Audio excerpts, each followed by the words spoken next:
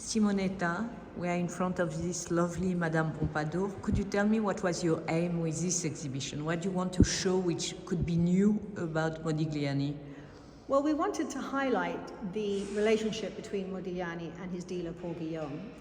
People often talk about Paul Alexandre, Zborowski, his dealer at the end of his life, but rarely do people focus on the relationship between Paul Guillaume and Modigliani. He was his dealer really for just 2 years. But what was the impact of Paul Guillaume on Modigliani? He meets Modigliani in 1914 through Max Jacob, and they are part of the same social circle. At the time, Modigliani is making sculptures primarily.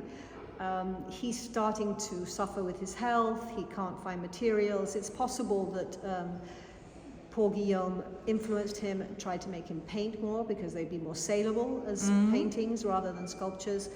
But also they both shared a love for African art. And Modigliani had, he had gone to see many of the museums, Musée Trocadero, for example. He had been introduced to African art early on in his career. By whom? Well, he probably through Paul Alexandre. Together they would visit the museums and see these things. But many of the artists were looking at this kind of work. And he already knew Picasso? He already knew Picasso, yes. So he was very interested in that through Matisse and Gertrude Stein. They all were. So, and he knew all these people. So therefore, they had that shared interest for this work. Paul Guillaume is one of the first dealers to really show African art alongside modern contemporary art. And this love that they share for African art may have been something that brought them together, may have been something that convinced Paul Guillaume to take him on as an artist. You remember Paul Guillaume was also involved with De Chirico, with Derain, other artists. It wasn't just Modigliani, but he was an up-and-coming, very ambitious young dealer, and he wanted to make his mark, and he saw in Modigliani a potential, And so success. why did, after 2 years, he give up in a way with Paul Guillaume?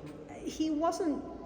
I think perhaps the fact that he had other artists he was also supporting or following in some way. He didn't dedicate so much time. He was, in his own way. I think he was a bit of a showman, Paul Guillaume, and he was a kind of alpha male who wanted to be the leader of the pack, and it was his show. And I think when Leopold Zborowski came along and meets Modigliani towards the end of 1916, he kind of takes over in a much more kind of personal way. He has him in his house, he looks after him, he gives him a stipend, he's much more involved, and he doesn't have so many other artists. I mean, he will later on have other artists, but it's really through Modigliani that he becomes a dealer. Okay. So there's a difference in the style of Paul Guillaume and Zborowski. And there's more support from Zborowski? Sorry? There's more support from him. He had more personal support from Zborowski, and I think that that's what Modigliani was craving. He wanted that kind of individual support that Zborowski was able to give him. It's interesting to notice that now artistry is interested by art market history. Yeah, well, the art market has been very important, and but it was ignored for so long. Now the dealers are important again. Well, yes. I mean, I think that there have in the past been studies on Vollard. There have been. Yeah, but recently, quite recently. Relatively recently, in the last few decades, I would say that. And I think that the market was kind of slightly tainted. It was to do with money, and it was to do with making money. But you remember the great promoters of art, these kind of primary dealers, were really putting themselves on the line. They were choosing artists and they were promoting them. So they were investing in a way. I'm sorry. Please. Oh gosh, I need water. I've just become very, very dry.